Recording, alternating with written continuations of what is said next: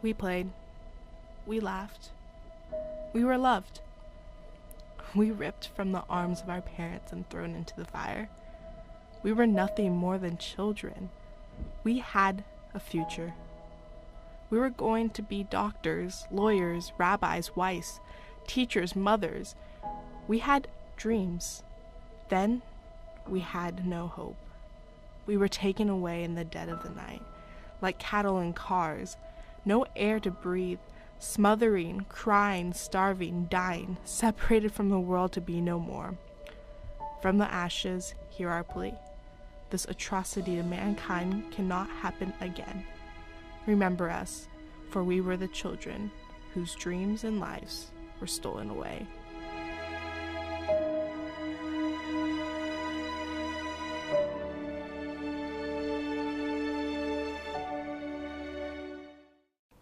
In Birkenau, they had a bunch of picnic tables lined up. Behind the picnic table, there was a gentleman sitting there with a prison uniform on. And we had to walk by the table. He would ask us where we came from, what our name was, how old we were. And as this gentleman taken my name, all of a sudden looks up at me and he says, "You are my cousin." I have never known him. He was from Czechoslovakia, but he was in the camp already for quite some time. And they gave him the job of registering along with many other the people that were arriving. So he tells me, that you have to get out of here. And of course I had no idea what he had in mind. But that's the last time I saw him.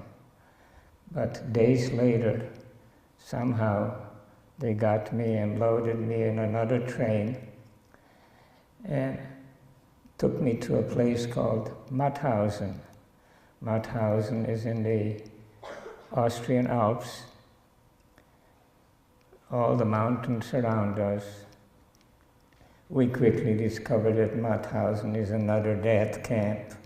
What they were doing in Mauthausen is blasting the rocks out of the top of the mountain and having us take it back to the top of the mountain.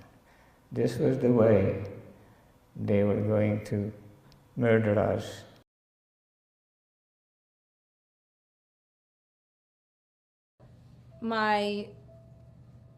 I know some of my family was in the Holocaust.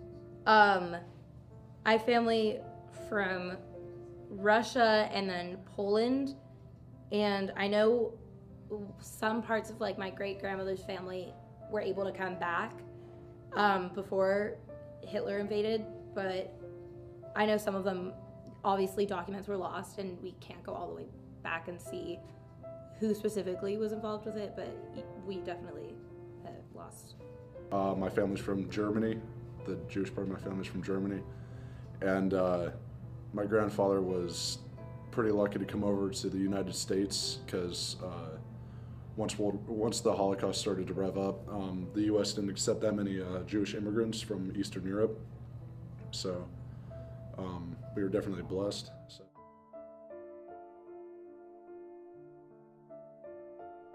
We do Shabbat every now and then. We celebrate all the big holidays now, like Hanukkah, Yom Kippur, Passover, all that stuff.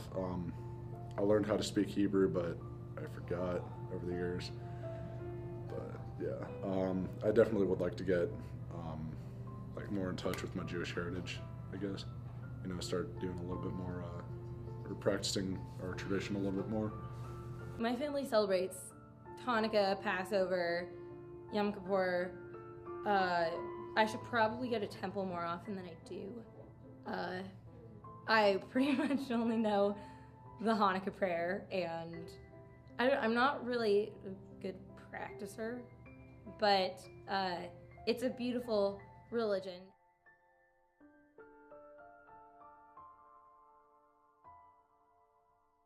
There are a lot of stereotypes for Jewish people.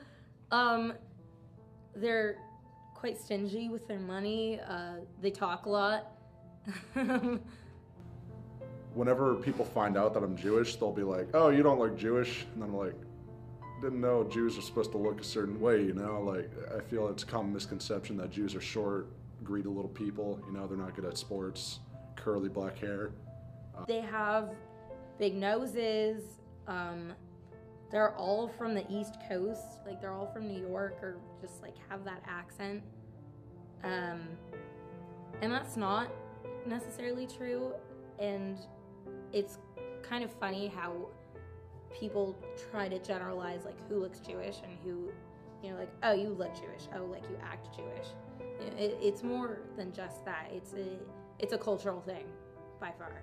And that's what really makes my family pretty close.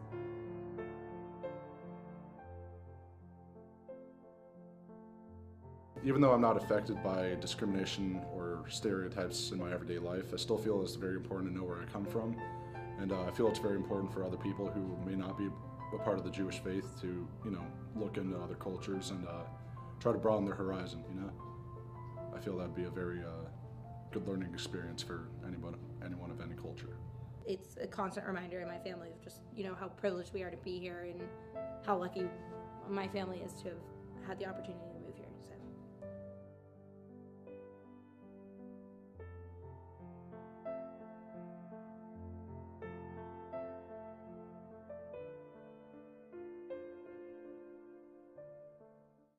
All of a sudden we saw the gate open, and here came tanks with soldiers on them. We had no idea whether they were American, German, or who they were, but they turned out to be all American units that found us there. And what was the most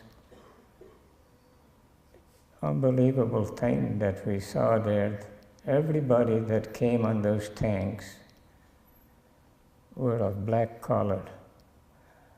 We did not still know who they were, but we quickly were told that at that time the army segregated the black and the white people. And I have never in my life prior to that experience ever seen a black person.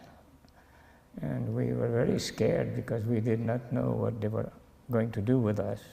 But we quickly discovered that they are our liberators and that they would help us. Well, they did. Right behind them came the Red Cross.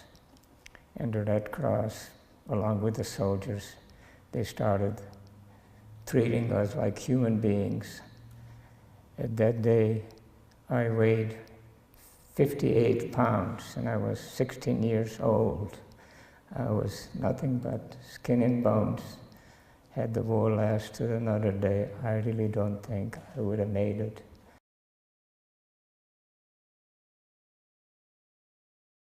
Good morning.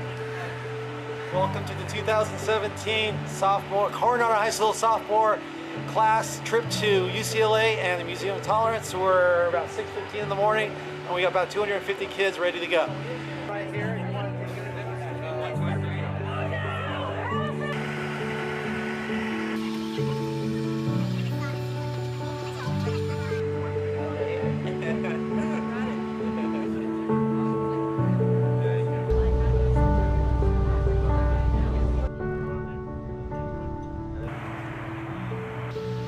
This past Monday, the sophomore class of 2019 went on a field trip to the MOT, otherwise known as the Museum of Tolerance.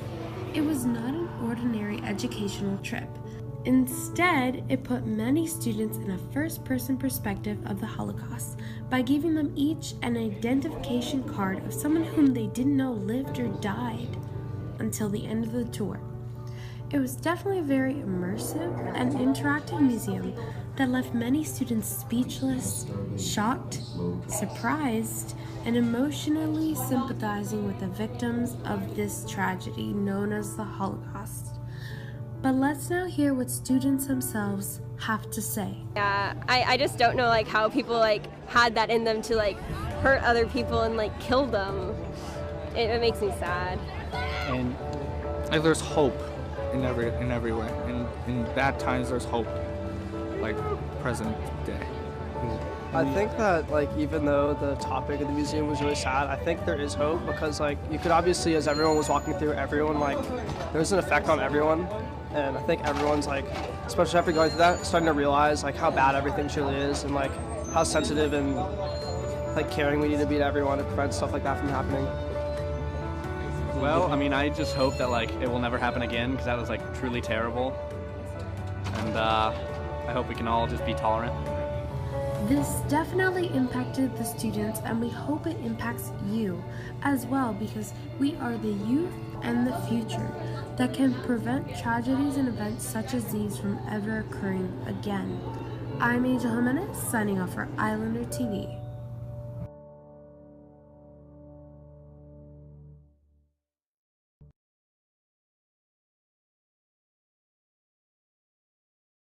Bullying, hate is very damaging to anybody. If you see it around you, don't be silent. Speak up. Let them know. And also, I want to leave you with one more thought. There is no gold bricks on the road. There is no milk coming out of the faucets.